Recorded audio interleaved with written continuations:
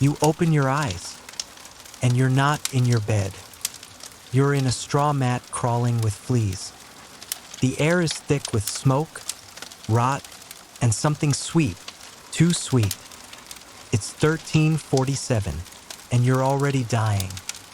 No clean water, no medicine, no mercy. This isn't just history. This is your worst nightmare, come true. If you make it to sunrise, you'll be one of the lucky ones. But most don't.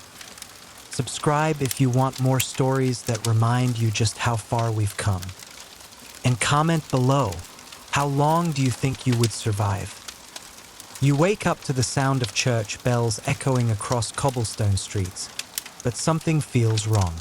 The air tastes metallic, thick with smoke from countless fires burning animal fat and wood. Your lungs burn with each breath, and you realize with growing horror that this isn't morning mist. It's the permanent haze that hangs over every medieval town like a suffocating blanket. Welcome to 1347, and you've just discovered why modern humans wouldn't survive a single day in the world our ancestors called home. Before you even open your eyes fully, your body is already fighting battles it was never designed to win. The straw beneath you scratches against your skin, and you feel something moving. Fleas, hundreds of them, hopping from your makeshift bed onto your warm flesh, carrying with them the invisible passengers that will reshape history. You don't know it yet, but some of these tiny creatures have just returned from trading ships docked at the port. Their stomachs full of blood from rats that died mysterious, agonizing deaths. Your nose wrinkles at a smell so overwhelming it makes your stomach lurch. It's not just one odor, it's a symphony of human waste, rotting food, unwashed bodies, and something else. Something sweet and cloying that you can't quite identify. You'll learn soon enough that it's the smell of death, seeping from the house next door where an entire family lies in various stages of decay. Standing up on unsteady legs, you stumble toward what you hope is a window. Your modern body, accustomed to filtered air and climate control, rebels against every breath. The simple act of walking across the room leaves you dizzy and nauseous. Outside, the narrow street teems with people who seem impossibly small and gaunt, their faces marked by scars and missing teeth that would horrify any modern dentist. A woman walks past, and you notice something that makes your skin crawl. Her hair moves, not from wind, but from the living ecosystem of lice that call her scalp home. She scratches absently, the way you might adjust your shirt, completely unaware that she's carrying parasites that would send you running to the nearest emergency room. But here's the thing that would break your modern mind. This woman is considered clean by medieval standards. She actually washes her hands before eating, which puts her in the progressive minority. The cobblestones beneath your feet are slick with something you desperately hope is just rainwater. It's not.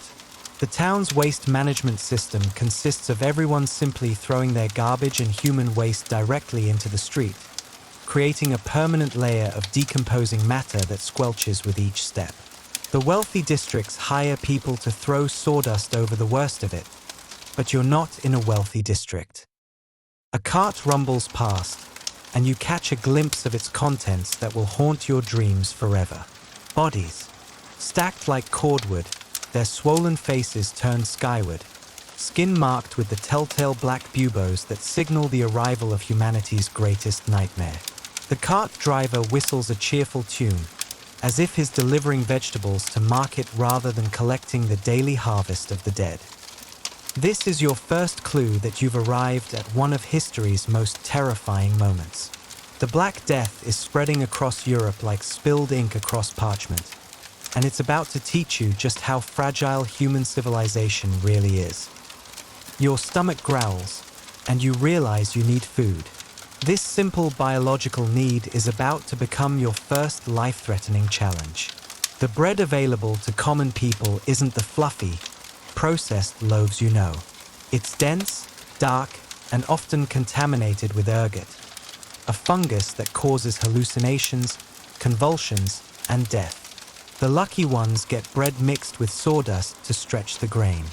The unlucky ones get bread that's gone moldy, which they eat anyway because the alternative is starvation. A merchant calls out, advertising fresh meat. You approach hopefully until you see what he's selling. Rats, skinned and spitted, their tiny bodies roasted over an open flame. Your modern sensibilities recoil, but the people around you either meet hungrily. Protein is protein when you're facing famine, and these rats represent a feast to families who haven't eaten meat in weeks. But here's the cruel irony that would make you weep if you understood it. These same rats are the vehicles carrying death throughout the city. Each bite of rat meat is a potential death sentence, but the alternative, slow starvation, seems worse to these desperate people. The sound of metal on metal rings through the air, and you turn to see a blacksmith working his forge. The heat hits your face like a physical blow, and you realize that this man's workshop doubles as the neighborhood's social center. People gather here not just for tools and horseshoes, but for warmth and news. The smith's massive arms swing his hammer in a rhythm that's remained unchanged for centuries, each strike sending sparks into air already thick with smoke and ash. Water. Your body craves clean water, but that commodity is rarer than gold in medieval times. What's available comes from wells contaminated with human waste, or from rivers that serve as both drinking source and sewage system. The smart people drink ale instead, not for pleasure, but for survival. The ale flows like muddy water from wooden barrels that haven't been properly cleaned in months. Each sip carries the taste of fermentation gone wrong, but you force it down because your modern understanding of germs screams warnings about everything else available. The tavern keeper, a woman whose missing front teeth create a whistle when she speaks, assures you this batch is fresh, meaning it was only brewed with river water that had visible chunks floating in it. Around you, people drink this questionable brew like it's the nectar of the gods, and you begin to understand why medieval people had such a reputation for drunkenness. It wasn't moral failing, it was survival instinct. The alcohol killed just enough bacteria to make the liquid safer than anything else they could find. Your head starts to swim, not from the weak alcohol content, but from the sheer assault on your senses. Every surface you touch feels grimy. Every breath brings new horrors. Your immune system, pampered by modern medicine and hygiene, begins to wage war against invaders it's never encountered. Within hours, you feel the first signs of what medieval people called the sweating sickness: fever, chills, and a bone-deep exhaustion that makes even standing feel like climbing a mountain. A commotion outside draws your attention, and you stumble toward the tavern's entrance. A crowd has gathered around something in the street, their voices rising in excitement and fear. Pushing through bodies that reek of unwashed wool and human sweat, you see what has captured their attention. A man writhing on the ground, his body contorting in ways that defy anatomy.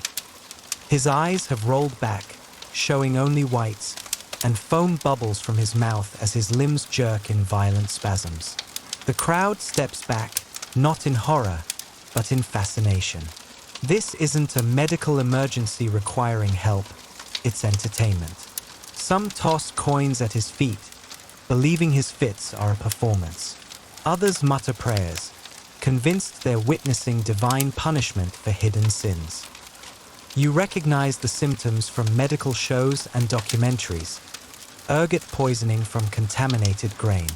This man is dying slowly, his nervous system destroyed by fungus, but nobody here has the knowledge to help him.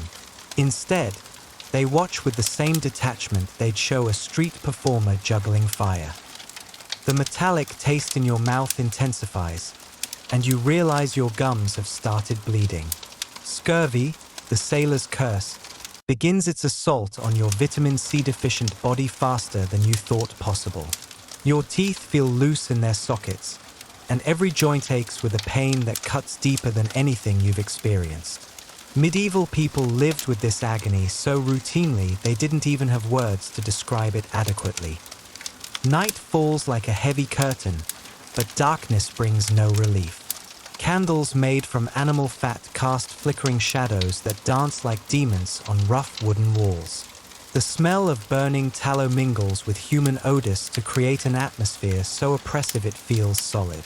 You try to find somewhere to sleep, but every surface crawls with life. Beetles, lice, fleas, and creatures you can't identify skittering in the darkness. The sounds of the night city would shatter your modern nerves. Fights break out regularly, the crash of wooden clubs against skulls echoing off stone walls.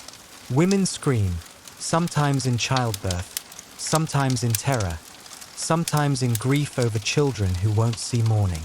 Dogs bark incessantly, not the well-fed pets you know, but feral packs that hunt rats and occasionally turn on humans when hunger drives them mad. But it's the silence that terrifies you most.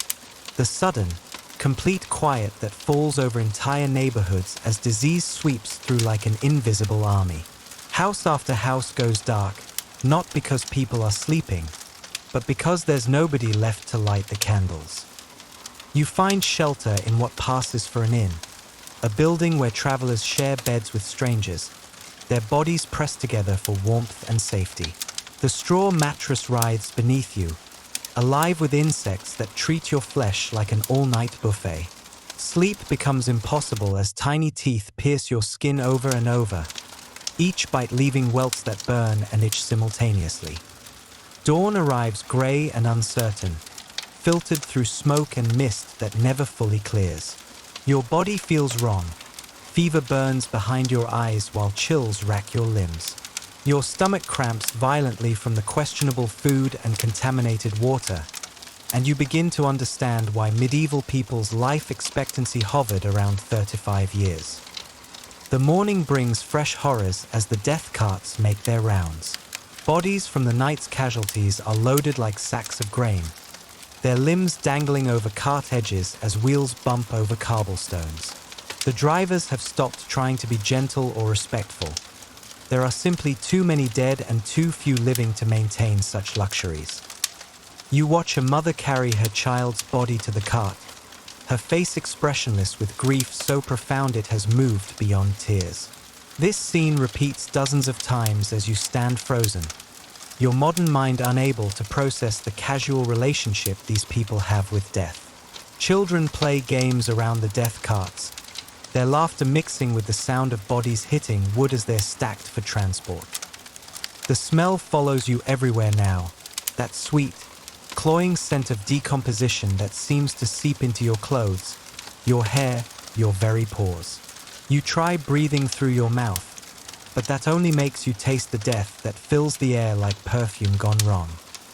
A physician appears, recognizable by his long leather beak filled with herbs meant to ward off disease. His costume looks like something from a horror movie, but you realize with growing dread that this represents the pinnacle of medieval medical knowledge. He carries a stick to poke patients from a distance, believing that physical contact spreads illness through the air.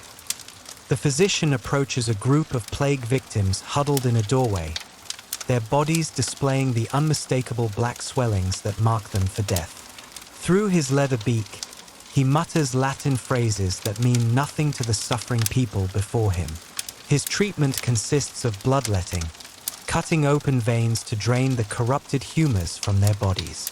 You watch in horror as he opens wounds on people already dying, hastening their journey to the grave while believing he's saving their souls. The irony cuts deeper than any medieval blade. These people trust this costumed figure with their lives, while you possess knowledge that could save thousands but lack any way to communicate it. You know about bacteria, viruses, and basic sanitation, but in a world where educated people believe illness comes from bad air and divine punishment, your modern understanding might as well be witchcraft. Speaking of witchcraft, you notice people making signs against evil as you pass. Your strange clothes, your obvious confusion, your different way of moving and speaking, all of it marks you as dangerous. In a time when fear rules every decision, anything unusual becomes suspect. A woman crosses herself and whispers prayers as you walk by, convinced your foreign appearance brings misfortune. The morning market opens, and you discover that finding safe food requires skills you never learned. Meat hangs in the open air, covered with flies that lay eggs in the exposed flesh. Vendors wave sticks to keep the worst of the insects away, but their efforts are half-hearted at best. The meat will be sold regardless of its condition. Waste is a luxury this society cannot afford. Vegetables fare slightly better, but only slightly. Carrots pulled from soil fertilized with human waste carry intestinal parasites that will colonize your digestive system within days. Apples show wormholes that vendors casually cut around, as if removing the visible damage eliminates the contamination. Your modern stomach, accustomed to processed and sanitized food, rebels against every bite. The bread seller offers you a dark loaf that feels suspiciously light. Breaking it open, you discover why. It's been stretched with sawdust and ground bark to make the precious grain last longer. The baker grins toothlessly, proud of his resourcefulness, unaware that his enhanced bread will give you splinters in your digestive tract that could prove fatal without modern medical intervention. Water vendors cry out their wares, but their liquid comes from wells dug dangerously close to graveyards. The recent surge in deaths has contaminated groundwater for miles around, creating a cycle of disease that feeds on itself. Each drink of fresh water introduces new pathogens to bodies already fighting losing battles against infection. Your skin begins to change, developing a grayish pallor that medieval people would recognize as the mark of approaching death. Boils appear overnight, angry red welts that throb with each heartbeat. Your hair starts falling out in clumps, victim to malnutrition and stress that would kill you slowly even without the diseases racing through your bloodstream. The social fabric of the city unravels before your eyes like cloth pulled too tight. Families abandon sick relatives rather than risk contagion. Children wander the streets as orphans, their parents claimed by disease faster than communities can care for them. The normal structures of society, government, church, trade, all begin to crumble as death removes the people who kept civilization functioning. Yet somehow, impossibly, some people still find reasons to laugh. A group of children play with wooden hoops in a street littered with corpses, their game continuing around obstacles that would traumatize modern kids permanently. Their resilience comes not from ignorance, but from necessity. In a world where death is commonplace, the living must find joy wherever it exists or go mad from grief. A wedding procession passes through the street, the bride and groom both showing early signs of plague but proceeding with their ceremony anyway. Love persists even when tomorrow isn't guaranteed, perhaps because tomorrow is never guaranteed. The celebration feels defiant, a middle finger raised to the face of death itself. The church bells ring constantly now, not marking time but announcing deaths. Each toll represents another soul departing, another family destroyed, another small piece of human knowledge and experience lost forever. The sound becomes so constant it fades into background noise, like rain on a roof or wind through trees. You find yourself in a cathedral, drawn by desperation more than faith. The stone walls echo with prayers spoken in dozens of languages as refugees from across Europe seek divine intervention. The air thick with incense cannot mask the smell of unwashed bodies and approaching death. Candles flicker before saints who seem powerless against the catastrophe unfolding in their very sanctuary. But here, surrounded by medieval humanity at its most vulnerable, you witness something that cuts through centuries like sunlight through darkness. A woman shares her last piece of bread with a stranger's child. A man gives his cloak to someone shivering with fever. In the face of apocalypse, some people choose compassion over self-preservation. These acts of kindness shine like jewels in the darkness, but they also seal the fate of those who perform them. Every touch, every shared breath, Every moment of human contact spreads the invisible death that will claim 2/3 of Europe's population before the nightmare ends. You want to warn them, to scream about infection and quarantine, but the words die in your throat. Your voice has grown hoarse from breathing poisoned air, and even if you could speak, who would listen to a stranger babbling about invisible creatures too small to see? The priest conducting mass shows the telltale swellings under his arms, black buboes that mark him as another victim. Yet he continues his sermon, his voice growing weaker with each word, determined to provide comfort even as his own body betrays him. His congregation prays fervently, unaware that their beloved shepherd will be dead before sunset, another casualty in a war between humanity and microscopic enemies. You stumble back into the street, your legs barely supporting your weight. The simple act of walking has become a monumental effort as your body burns through its reserves fighting infections it cannot name. Your modern immune system, designed for a sanitized world, waves white flags of surrender against medieval pathogens that have been honing their killing skills for millennia. A group of flagellants passes by, their backs stripped raw from self-inflicted whipping.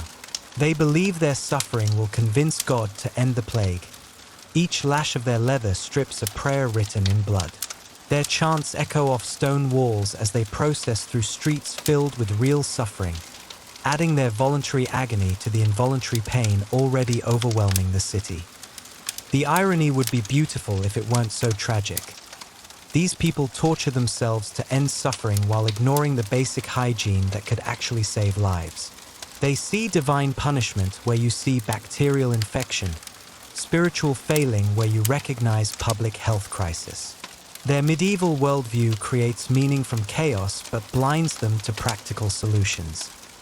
You pass a group of scholars debating the cause of the pestilence, their voices raised in academic fervor even as death surrounds them. One argues for astrological causes, a conjunction of Mars, Jupiter, and Saturn in the house of Aquarius that has corrupted the air itself.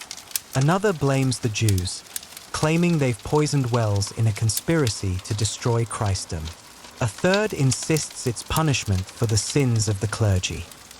Their certainty in the face of ignorance would be comical if the consequences weren't so deadly.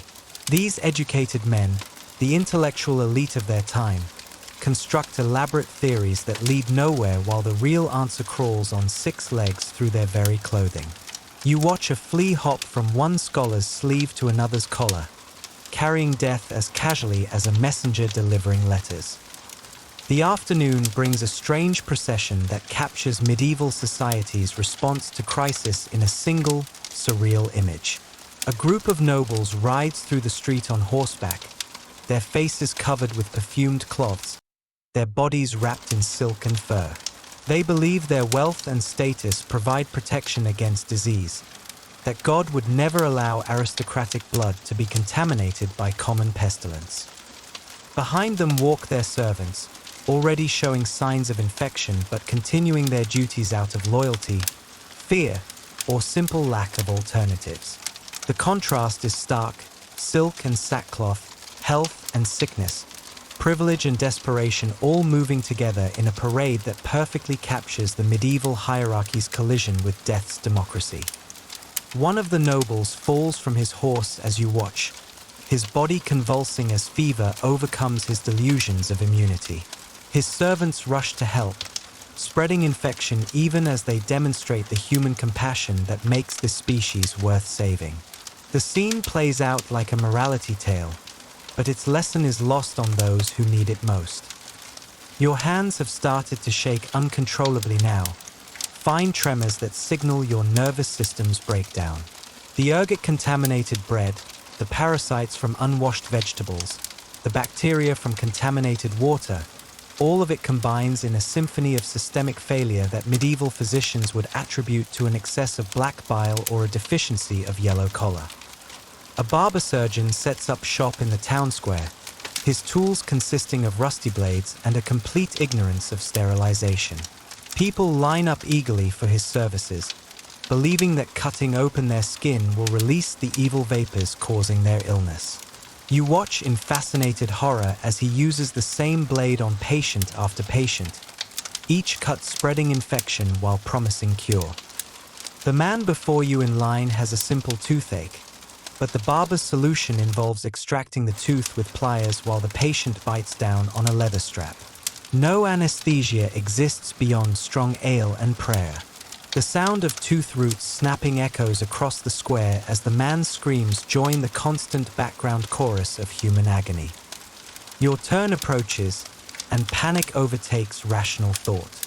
You bolt from the line, pushing through crowds of desperate people seeking medieval medicine's version of help. They curse you in languages you don't recognize, but their anger barely penetrates the fog of fever and fear that now governs your thoughts. The afternoon sun beats down mercilessly, but its warmth cannot penetrate the chill that has settled into your bones. You find temporary refuge in an alleyway so narrow that two people cannot pass without touching, which in this plague-ravaged world means certain infection for at least one of them. The buildings lean against each other like drunken dancers, their timber frames warped by age and moisture that seeps from every surface. Here, hidden from the main thoroughfare's chaos, you discover one of medieval life's most horrifying truths. Privacy doesn't exist.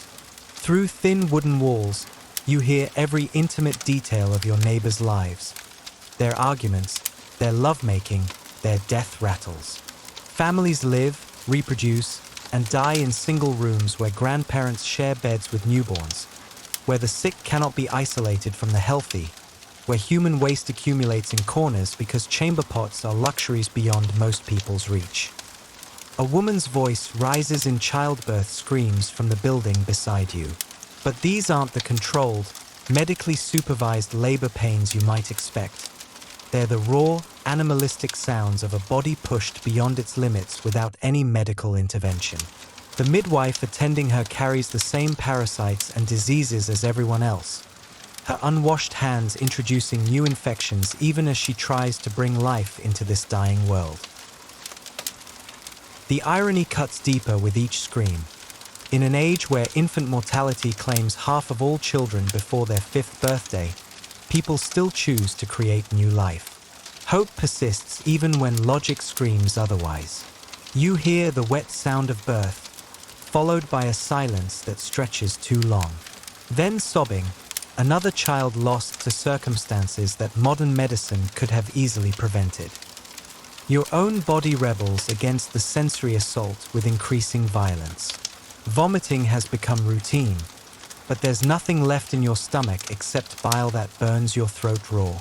Your vision blurs as dehydration and malnutrition take their toll, creating hallucinations that blend seamlessly with the surreal reality around you.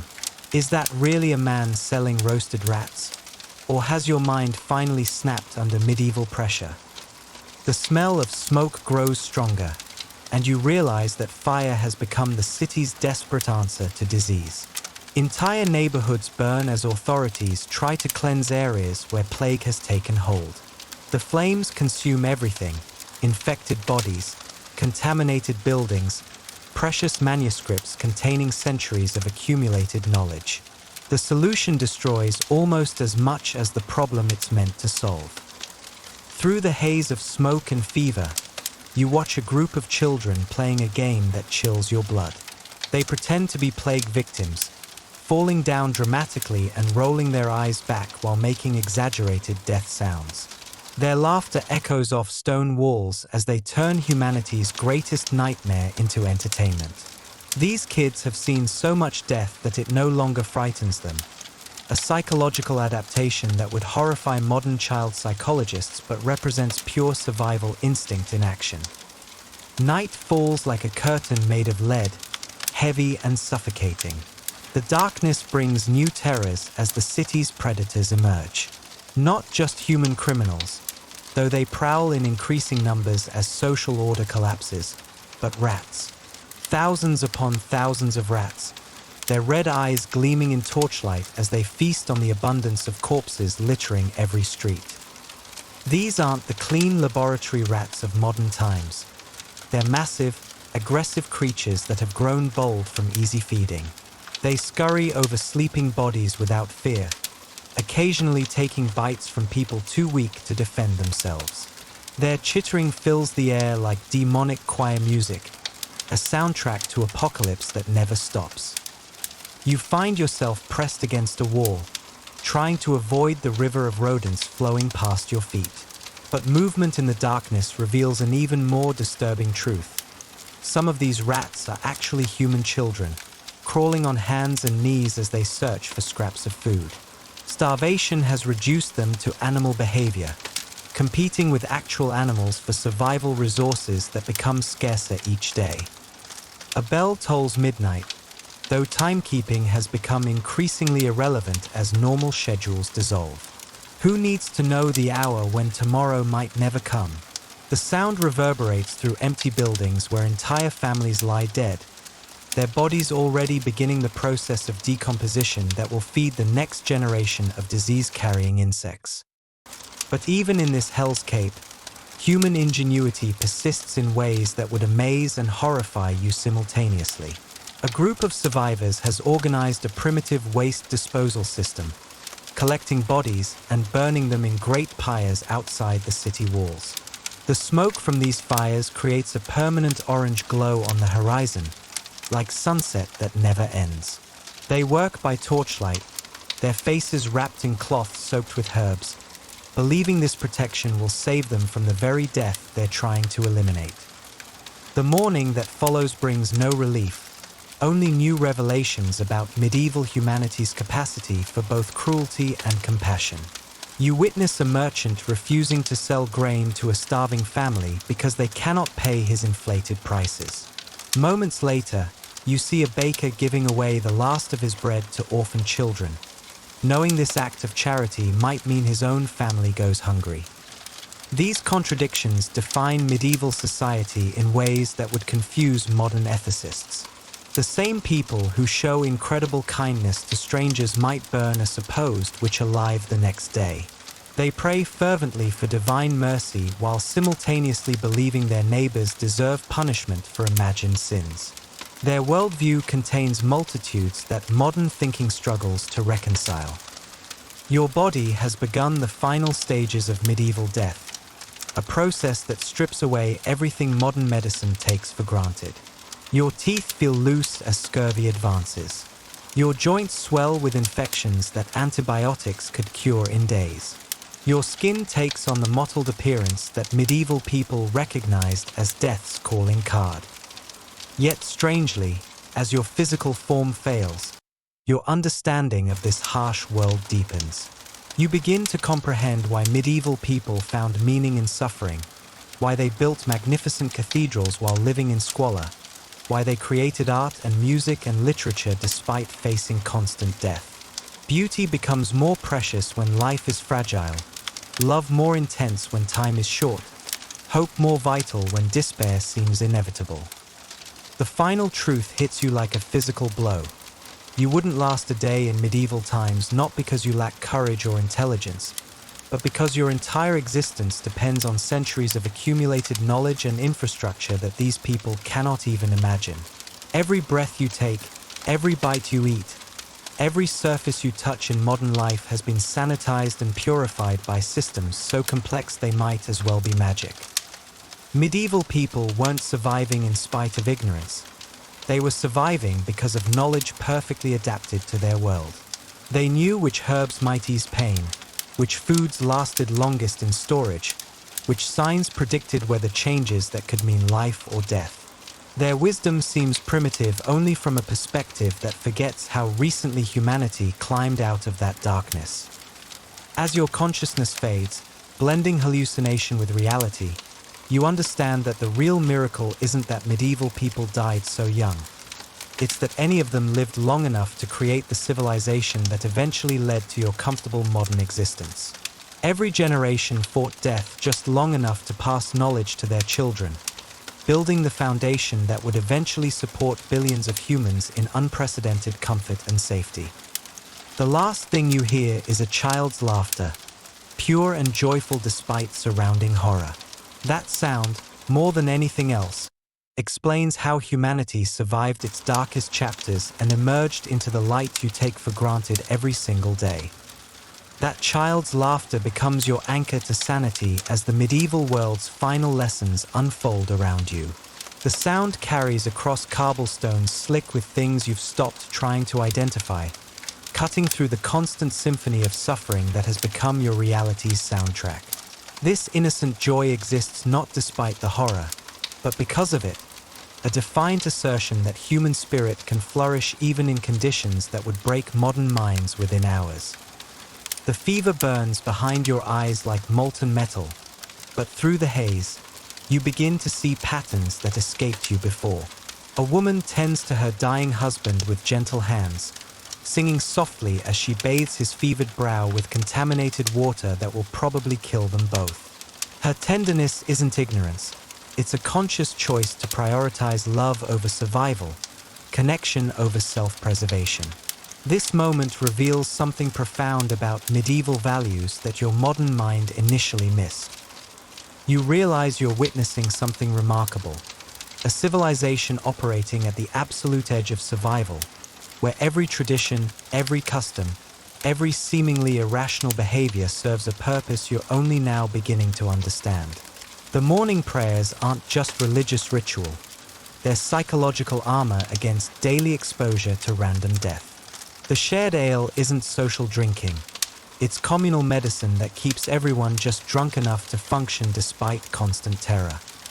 A group of pilgrims passes through the city, their feet wrapped in bloody rags, their faces etched with devotion that transcends physical pain. They've walked hundreds of miles to reach holy shrines, believing their suffering will earn divine protection for their families back home. To your modern eyes, they appear delusional, but their strategy makes perfect sense within medieval logic. If death is inevitable and random, at least make it meaningful. Their leader carries a wooden staff topped with intricate carvings that tell religious stories in 3 dimensions. This object represents something you've been too sick and scared to notice until now. Medieval people weren't just surviving, they were creating. Magnificent art, complex music, revolutionary architecture, all of it emerging from minds that lived under conditions you can barely endure for days. But here's what truly staggers your fevered consciousness. These pilgrims are creating new art as they walk. They improvise songs about their journey, craft poems about the landscapes they cross, develop theological arguments that will influence scholars for generations. Their traveling library consists entirely of human memory, but it contains wisdom that would fill modern libraries. The city's apprentice system reveals itself as you watch a young blacksmith learning his trade. Despite the plague raging around them, master and student continue their work with methodical precision. Each hammer blow carries centuries of accumulated knowledge about metallurgy. Each heating of the forge passes down secrets about temperature and timing that took generations to perfect. This isn't just job training, it's cultural DNA transmission, ensuring that human knowledge survives even when individual humans don't. Your modern assumption that progress moves in straight lines crumbles as you observe medieval innovation happening in real time. A carpenter adjusts his technique based on wood quality, developing solutions that won't be written down for centuries. A cook experiments with herb combinations that create both flavor and medicine, her kitchen becoming a laboratory for discoveries that university-trained scientists won't codify until the Renaissance. The merchant caravan that arrives at midday carries more than goods. It transports ideas that will reshape this dying city's understanding of the world. A trader from Constantinople describes architectural techniques that local builders immediately begin adapting. A spice seller shares preservation methods that could extend food storage by months. Knowledge flows along trade routes like water finding its level, connecting distant civilizations in networks of innovation that your history books barely acknowledge. But the irony cuts deeper with each revelation. These same trade networks spread death as efficiently as wisdom. The beautiful silk fabrics carry plague fleas. The exotic spices hide ergot contamination. Every advancement comes wrapped in potential catastrophe, every connection creating new vulnerabilities alongside new opportunities. Night brings a different kind of education as you witness medieval community response to crisis. Neighbors who barely spoke during normal times now coordinate complex survival strategies with military precision. They organize food distribution that ensures everyone gets something, even if nobody gets enough. They create communication networks that spread vital information faster than royal messengers. They develop waste management systems that, while crude by modern standards, actually slow disease transmission in ways their users don't even understand. A funeral procession winds through the street, but instead of mourning, the participants sing. Their voices rise in harmonies that somehow find beauty in loss, creating music that transforms grief into something approaching joy. This isn't denial, it's alchemy, the medieval ability to find meaning in experiences that would crush modern sensibilities. The deceased, wrapped in simple cloth, lived 34 years, ancient by medieval standards. Her life encompassed marriage at 14, 7 pregnancies with 3 surviving children, mastery of textile arts that produced clothing and tapestries still admired centuries later, and contributions to community knowledge about healing herbs that saved dozens of lives. By modern measures, she died tragically young. By medieval standards, she lived a full and accomplished existence. This woman's story illuminates something your modern perspective initially missed. Medieval people packed entire lifetimes into spans that you'd consider incomplete. They married young because they had to, not from social pressure but from biological reality. They specialized early because generalization was a luxury only the wealthy could afford. They committed deeply to communities because mobility was impossible for most people. The monastery bells begin their evening call, and you watch as people pause their activities to pray. This isn't religious oppression. It's psychological technology that helps humans cope with overwhelming uncertainty. The shared ritual creates moments of peace in lives dominated by chaos, community connection in an isolating world, hope in circumstances that would otherwise breed despair. A young monk approaches, his face showing the same plague symptoms that mark everyone else for death, but his eyes bright with purpose. He offers you water from a wooden cup, knowing this act of charity might hasten his own demise. When you hesitate, recognizing the contamination risk, he smiles with understanding that transcends language barriers. "We are all dying," he says in Latin you somehow understand through fever dreams. "The only choice is whether we die as humans or animals." His words crystallize everything you've witnessed, but they also reveal layers of meaning that take time to unfold. This monk isn't just accepting death, he's choosing how to face it. His monastery has become a hospital where religious brothers tend plague victims knowing they'll likely join them. Their medical knowledge is primitive, but their psychological support is sophisticated beyond anything your modern world provides. The water he offers tastes like liquid salvation despite its obvious contamination. Your modern instincts scream warnings about bacterial infection, but your medieval experience recognizes something more important: human connection in the face of universal mortality. You drink, not because it's safe, but because refusing would diminish the only thing that makes survival worthwhile. As the liquid hits your system, already compromised by days of medieval assault, you feel the final barriers between your modern consciousness and medieval reality dissolving. The last of your contemporary assumptions about human nature, progress, and civilization wash away like chalk in rain. What remains is raw understanding of humanity stripped to its essential elements. The streets empty as night deepens, but the emptiness isn't peaceful. It's pregnant with tension that makes your skin crawl. This is the hour when medieval cities reveal their true character, when the veneer of civilization slides away to expose the brutal calculations that govern survival. You hear sounds that don't belong to any world you understand. Scraping, chittering, with sliding noises that speak of processes better left unseen. A window opens above you, and someone dumps the contents of a chamber pot into the street. The liquid splashes against cobblestones already slick with similar offerings, creating streams that flow toward the city's center where they'll contaminate the wells that provide tomorrow's drinking water. The person above closes the window without looking down, their conscience clear because this is simply how waste disposal works in a world without plumbing. Yet even this revolting necessity reveals medieval ingenuity you hadn't recognized. The streams follow carefully planned channels that direct waste towards specific collection points. Street children, orphaned by plague, make their living by collecting this refuse and selling it to farmers outside the city walls who use human waste as fertilizer. It's a closed-loop system that would impress modern environmentalists if they could get past the smell. The night market opens in defiance of death and darkness, traders gathering by torchlight to exchange goods too precious or dangerous for daylight commerce. Here you discover medieval society's shadow economy, medicines made from ground human bones, amulets carved from executed criminals' teeth, potions brewed from plants that grow only in graveyards. These aren't superstitious trinkets, they're desperate attempts to find meaning and control in circumstances that offer neither.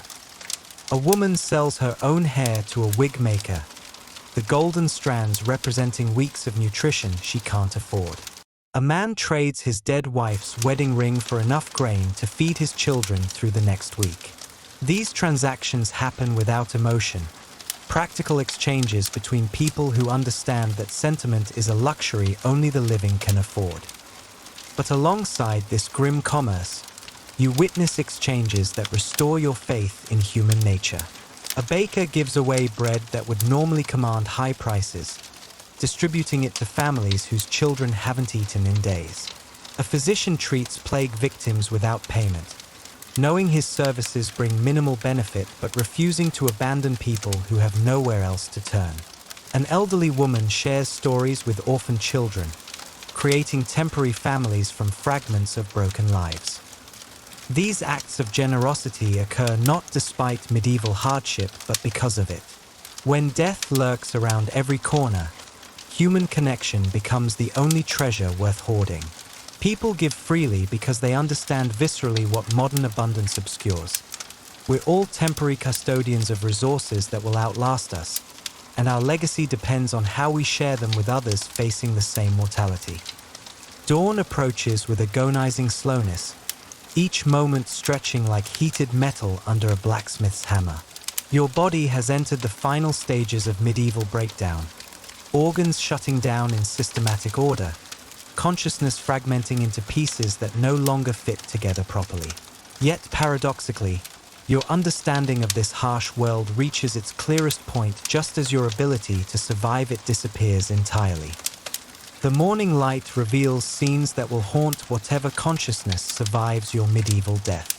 Children play games with rules adapted for a world where players might die between turns. Lovers pledge eternal devotion while showing symptoms that guarantee neither will live to see their next anniversary.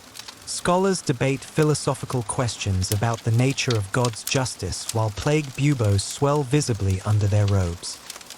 These aren't contradictions, they're the natural human response to conditions that make long-term planning impossible. Medieval people lived with intensity that your extended life expectancy makes unnecessary. They loved desperately because time was short. They created urgently because tomorrow might never come. They believed fervently because faith offered the only explanation for suffering that preserved sanity. A final procession passes before your failing vision, survivors preparing to abandon the city entirely. They load carts with essential possessions, leaving behind homes and memories and graves of ancestors who thought their families would remain in this place forever. Medieval people were nomads by necessity, following resources and fleeing disasters with skills that modern civilization has forgotten. But they don't travel empty-handed. Each cart carries books wrapped in oiled cloth, musical instruments protected by wooden cases, tools that represent centuries of accumulated craftsmanship. They're not just fleeing, they're preserving.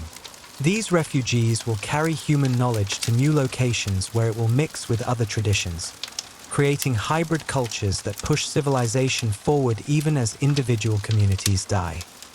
Your vision blurs as medieval death finally claims you, but the last thing you see brings unexpected comfort.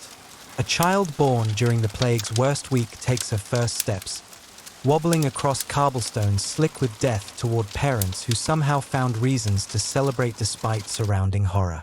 This baby will grow up in a world partially emptied by catastrophe, but also one renewed by survivors who refused to let human dignity disappear along with human bodies. The medieval world fades as consciousness dissolves, but its final lesson crystallizes with perfect clarity. You wouldn't last a day in these times not because medieval people were tougher, but because they were different. Shaped by necessity into forms of humanity that modern comfort makes obsolete but no less remarkable. They developed psychological muscles that your easy life never required, spiritual resources that your scientific worldview considers primitive, social bonds that your individual freedom makes unnecessary. Their wisdom lives in every breath you take in clean air, every sip of purified water, every meal free from contamination, every night spent safe from predators and disease. They died young so you could live long. They suffered in darkness so you could thrive in light. They faced apocalypse with courage so you could face minor inconveniences with confidence. As medieval darkness claims your borrowed consciousness, you understand that this journey wasn't about surviving the past. It was about appreciating the present. Every convenience you take for granted represents victories won by people who paid prices you can barely imagine. Every freedom you enjoy was purchased with blood and tears and determination that transcended individual mortality. The church bells fade into eternal silence, but their message echoes across centuries. Human dignity doesn't depend on comfort. Meaning can be found in the shortest existence, and love and laughter and hope persist even when tomorrow is never guaranteed. Medieval people wouldn't last a day in modern times either. They'd be overwhelmed by choice, confused by technology, lost in abundance. But they'd adapt, just as humans always have, finding new ways to create beauty and meaning in whatever world they inherit. You wake up in your modern bed, surrounded by conveniences that medieval people couldn't imagine, grateful for antibiotics and clean water and electric lights. But you carry something new, respect for ancestors who built the foundation of everything you take for granted, one short, difficult, magnificent life at a time. The medieval world sleeps beneath modern pavement, but its spirit lives in every human heart that chooses compassion over cruelty, community over isolation, meaning over mere survival. That's the ultimate truth your medieval journey revealed.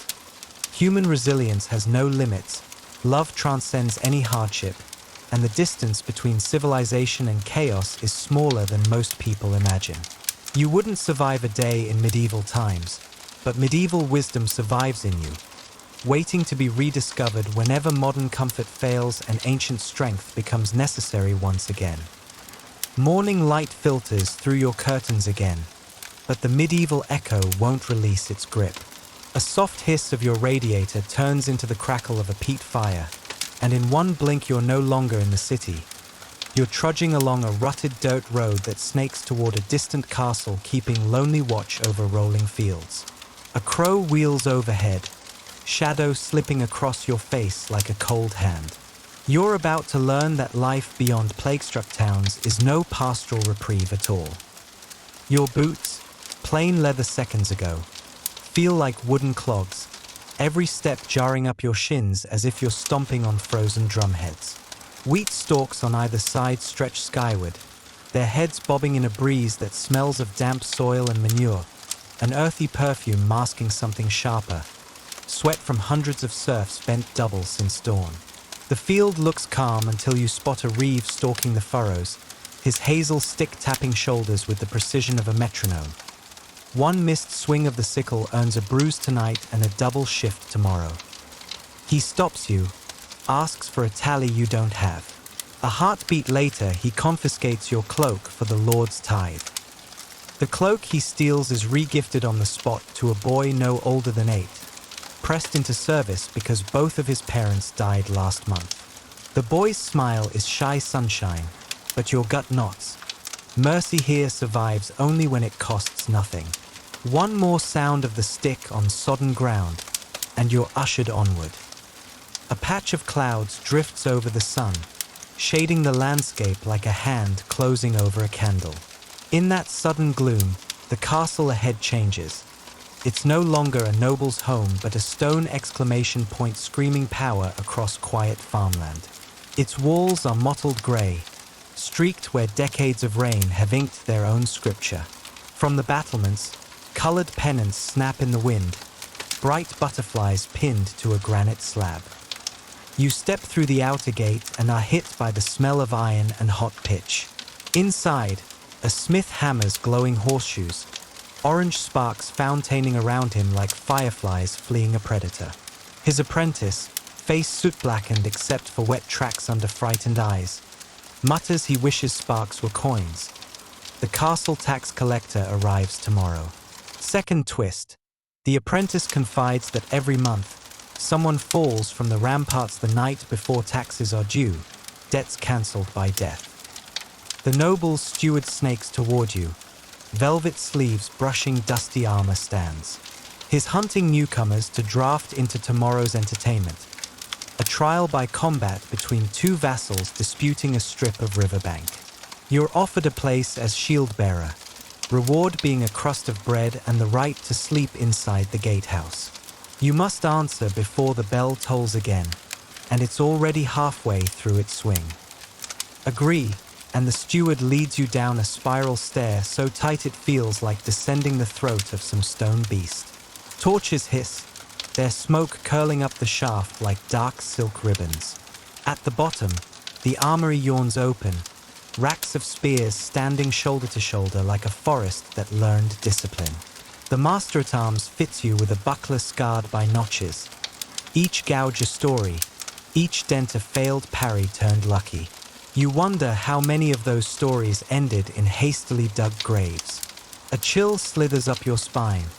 The buckler suddenly weighs more than fear itself. Outside in the training yard, fighters rehearse moves under a sky painted the deep copper of late afternoon. Sweat steams from wool tunics, rising in plumes that mimic prayers escaping scorched lungs. Every exhale is a ghost auditioning for release.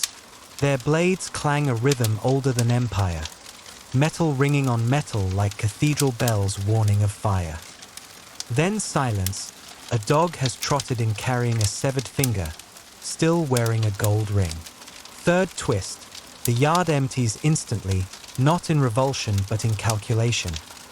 Whoever claims the ring can ransom a winter's grain.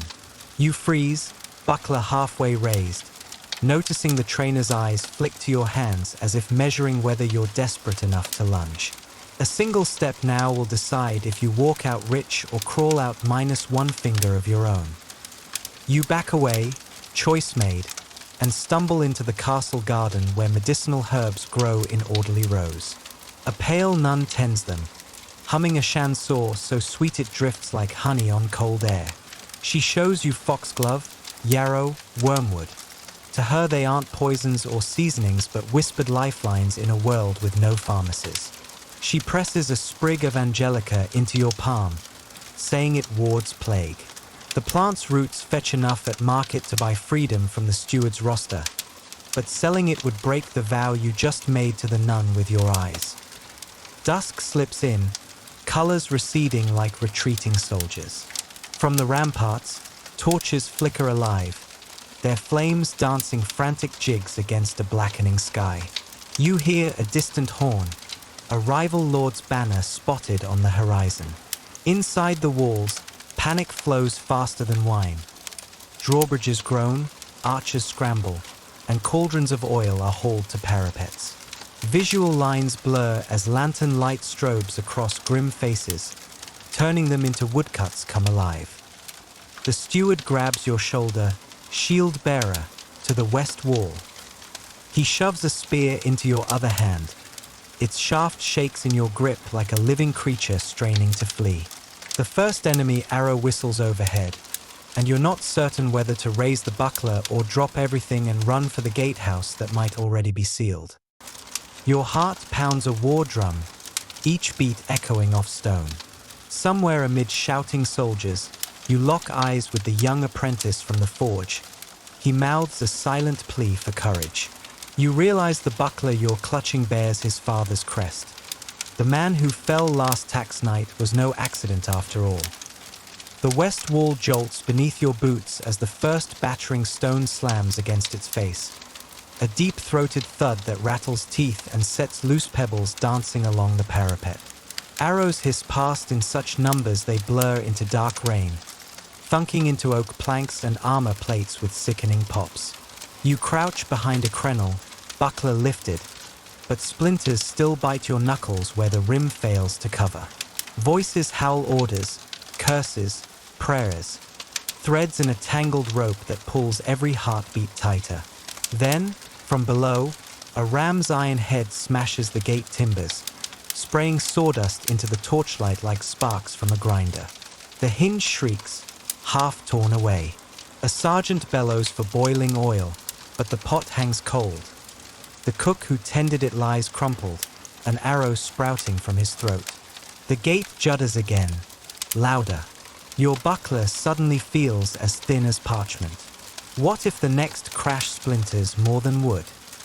Another volley arcs overhead, their feathers catching torch glow so each shaft glints like a firefly trapped in amber. Those that miss skitter across tiles with the dry chatter of bones tumbling down a crypt stair.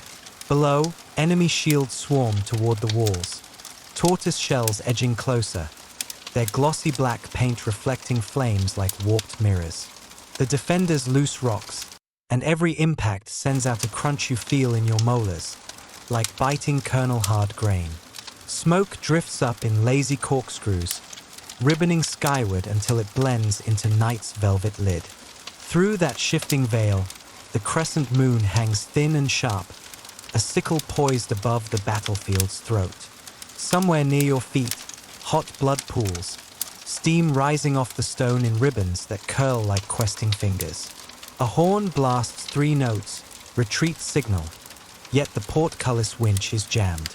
Will the walls become your coffin?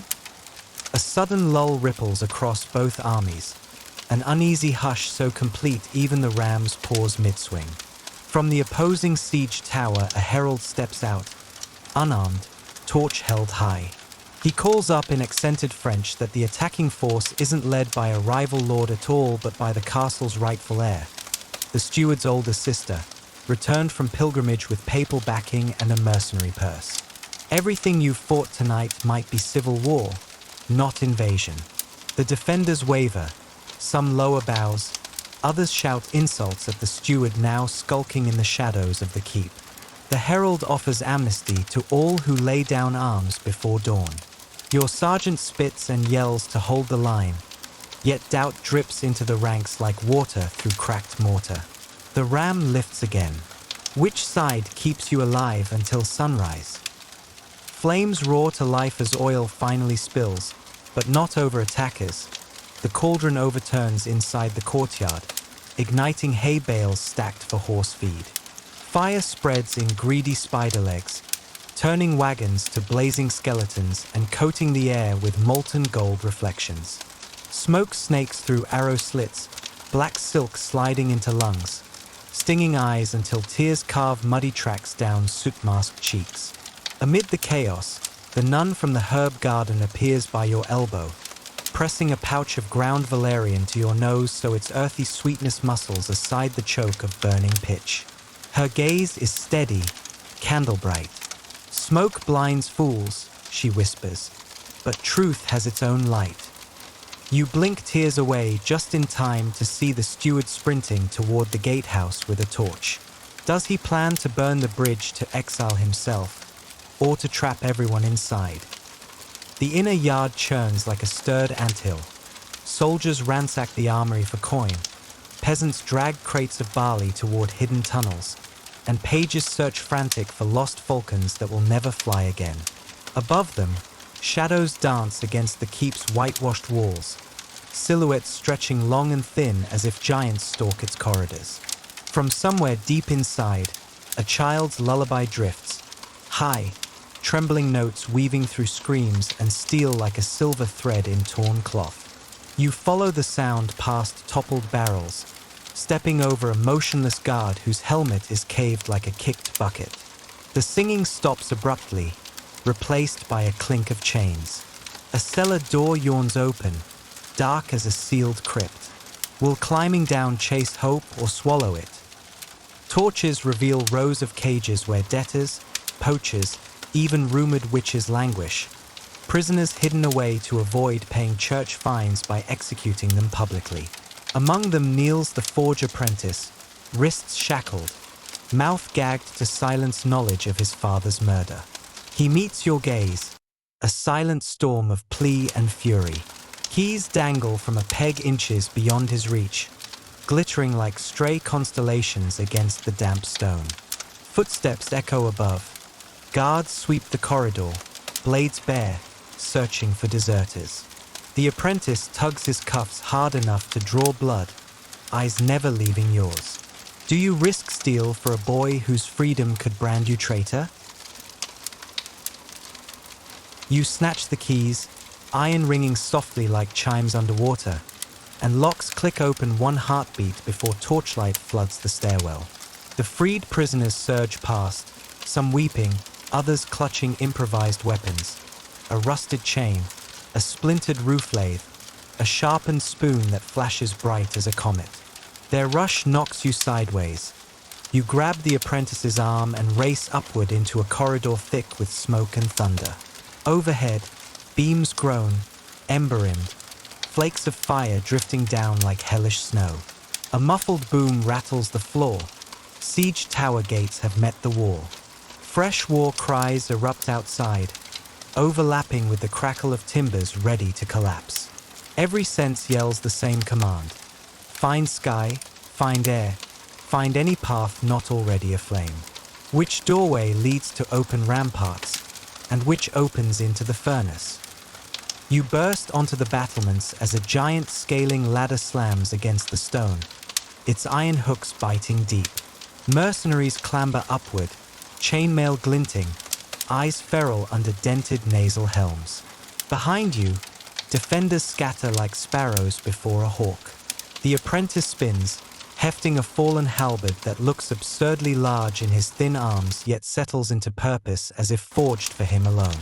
He plants feet, nods once. A decision older than law settles between you. Stand or flee. Below, trumpet blasts cut the night, perhaps signaling acceptance of the heir's amnesty, perhaps calling for one final push that will drown the courtyard in blood. Wind whips loose ash into swirling banners, grey dragons twisting above spear points. Your buckler feels warm now, almost alive, as if carrying the heartbeat of every soul that gripped it before.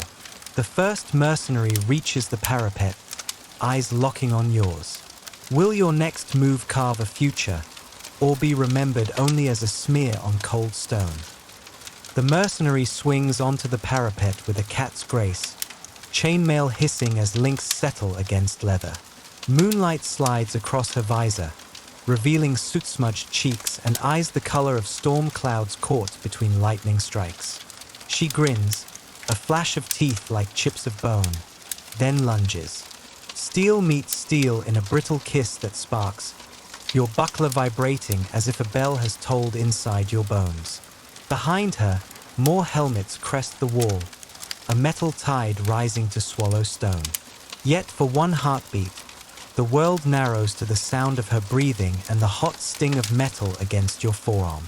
You parry, feel her blade skid off the rim, and sense rather than see the apprentice step in, halberd arcing low toward her legs. The blade catches a greave, sending her sprawling. Twist, instead of cursing, she laughs, a rich, unbroken sound, then rolls sideways and yanks a crimson scarf from beneath her gorget. She flings it toward the apprentice, It flutters between you like a wounded bird, landing across his chest. "Switch sides," she says, voice rough silk. "Fight for the air and live."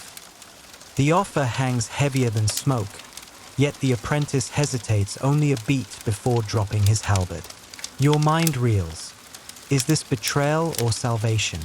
The mercenary's hand extends toward you next, palm bare, a single silver coin gleaming there like a lodged moon fragment, and the gate below shatters, drowning her words in an avalanche of splintered oak. Torches flare brighter as attackers flood the courtyard, their banners, 3 black feathers on a red field, billowing like torn wings. Each plume looks plucked from the same carrion crow circling overhead, hungry for lost eyes.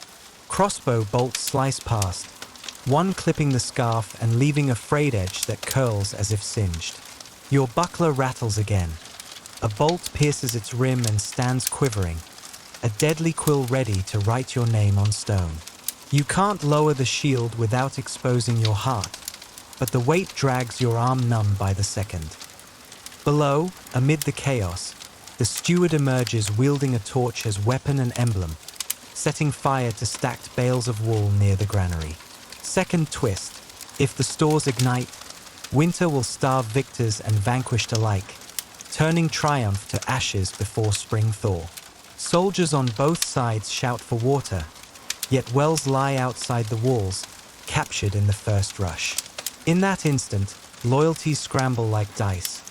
Defenders fling themselves at the steward, attackers yank him aside, each group fearing famine more than blades. Flames climb taller, licking arrow shafts and turning feathers to fluttering sparks that drift skyward like fireflies deciding which dream to enter. Beside you, the mercenary curses, swings onto the ladder, and calls over her shoulder that the air wants the grain intact. She orders a bucket chain. Shockingly, defenders obey. Men and women once divided by allegiance now pass water pails hand to hand, a living artery pumping hope toward the blaze. For a breath, war pauses to fight a different enemy, hunger, but the fire roars louder, devouring oak scaffolds that spit burning nails in all directions. Your buckler becomes an umbrella of embers, each spark a tiny sun dying on its surface. Then the apprentice yanks your sleeve. "There's another storehouse," he whispers, eyes wide as dawn. He knows a hidden cellar beneath the chapel, brimming with sacks untouched by tithe or theft. If the heir learns, she might spare the castle entirely. Reaching that cache means threading corridors the steward has mined with traps, and nobody alive knows which flagstones conceal death except perhaps. You remember the nun's cryptic smile. You and the apprentice dash along the wall, dodging fallen arrows like children leaping puddles. Bodies lie in twisted stillness, armor catching moonlight in cold glints that remind you of eyes daring not to blink. At the staircase, you nearly collide with the nun, habit singed yet face serene. She presses a wax tablet into your hand, a floor plan etched in hurried strokes, pitfalls marked with tiny crosses. "Truth has its own light," she repeats, then melts back into smoke. How did she predict your path? Descending the keep's inner stairs, you count breaths, tasting stone dust with each inhale. Every few steps, a visual surprise. Stained glass shards scattered like dragon scales, a toppled statues hand-cupping melted candle wax, tapestries shredded into crimson strips fluttering in drafty seams. At a landing, the apprentice taps your shoulder, because ahead a tripwire glints faintly. One wrong toe could bring the roof down. You slice the wire with a dagger edge and feel, rather than hear, tension release into the gloom like a serpent exhaling before slumber. The chapel door stands ajar, pews overturned, icons missing eyes where gems once glittered. Yet behind the altar, a trapdoor yawns. You haul it open to a rush of grain-scented air, surprisingly sweet amid smoke. Sacks tower inside, earthy mountains shadowing candlelit aisles. A single torch would doom them, but also the war. Each sack resembles an hourglass bulb, life measured not in sand but wheat kernels. You hoist one to your back. Its weight nearly folds you. The apprentice strains beside you, sweat silvering his brow. Together, you stagger toward stone steps that climb into night, intent on proving abundance still exists. But as you reach the threshold, the steward looms, sword in one hand, fuse in the other, eyes wild as a cornered boar. His thumb hovers over the tinderbox lid, and even your next breath might be the spark that ends every tomorrow in flame. The steward's eyes flick between your burdened shoulders and the fuse clenched like a venomous snake in his fist. Smoke-lashed torchlight dances across his blade, turning each nick in the steel into a tiny, mocking grin. Time slows until heartbeats sound like distant drums, echoing up from some underworld vault. You shift your weight, the grain sack rustling, a soft hush, like wind through dry grass, reminding everyone what's truly at stake. Winter's only promise sitting on your spine. One step forward and the steward bares his teeth. Put it down or we all starve. You warn, voice rough as unplaned timber. He laughs, not madness but calculation, and snaps the tinderbox shut. Starve? No, I'll sell the wheat beyond these walls. Silver feeds better than bread. His sword rises. The fuse swings loose, ember tip tracing a wavering red comet through the dust-laden air. Your arm moves before thought, buckler whipping up to swat the glowing cord. It arcs away, lands in spilled grain where it smolders harmlessly, a dying firefly. Yet your buckler's rim rings off the steward's sword in the same motion. Steel skims steel with a scream so sharp it slices silence itself.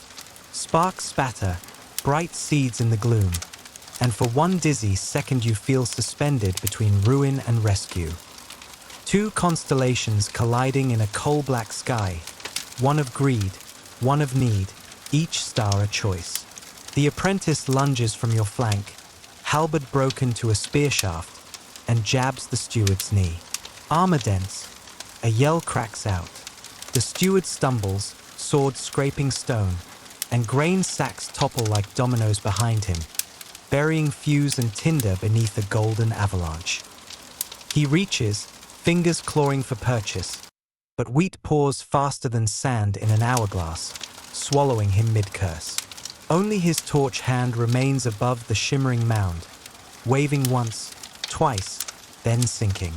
Silence returns, heavy, reverent, broken only by kernels cascading in slow aftershocks. For a heartbeat, the cellar feels like the inside of a bell that has just been struck. Then reality rushes back. You drag the apprentice clear, both of you coughing laughter that tastes of smoke and relief. Above, muffled shouts shift tone, battle cries melting into confused calls for ceasefire. The mercenary commander herself descends the stairs, visor raised, eyes sharp yet oddly gentle. She surveys the buried steward, the untouched grain, your soot-smudged faces. The heir will pay in gold, she says quietly, but she values courage more. She presses a signet ring, onyx set with 3 black feathers, into your palm. Show this on the ramparts. You climb into dawn's first grey blush, ring glinting like captured starlight. On the parapet, defenders and attackers alike stand in uneasy knots, weapons lowered, watching pink fire edge the clouds. You raise the ring. Murmurs ripple outward like circles in pond water. Bows dip. A flag, red field, black feathers, replaces the old lord's banner. The siege unwinds without another arrow loosed. Tension deflating like a bellows exhaling its final breath, leaving only warm embers and the smell of damp straw. Corpses are covered, wounded tended, fires doused. Grain sacks, hoisted from the chapel, become a symbol, proof that survival will be shared, not sold. 3 days later, you and the apprentice, now squire to the new lady of the castle, stand at the gate as villagers file in for their winter allotment. Children chase each other between wagons, Their laughter wind chimes after the anvil clang of war. The nun passes by, basket of herbs on her hip, and offers a nod that feels like a benediction. She never says how she knew about the traps. Some truths travel without tongues. The mercenary finds you, returns the crimson scarf, and says the heir has granted you safe conduct papers good across half the realm. Opportunity, once a distant tale, now fits in a leather satchel at your belt. The apprentice grins, gap-toothed, already planning journeys to distant forges where iron sings a different song. Night before departure, you climb the wall alone.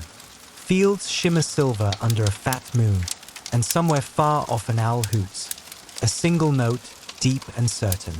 You press palms to cold stone still pitted with arrow scars, feeling its heartbeat beneath your skin. Castle and traveler mirror each other, both battered, both standing, both holding stories in every crack. Tomorrow's road could lead to plagued towns or prosperous ports, to triumph or a grave by an unmarked crossroads. Yet after everything, you no longer fear one hard day. You've lived 100 in the span of one siege and found that choice, not comfort, defines survival. You open your eyes again. You're back, in a warm bed, with clean air, running water, and antibiotics waiting in the cabinet. But now you carry something more valuable than comfort. Perspective. You survived 1347, barely. But millions didn't. And every right, every convenience, every breath you enjoy today was built on their suffering. Don't take it for granted. If this story left a mark, leave a comment, share it, and subscribe for more journeys into history's darkest corners.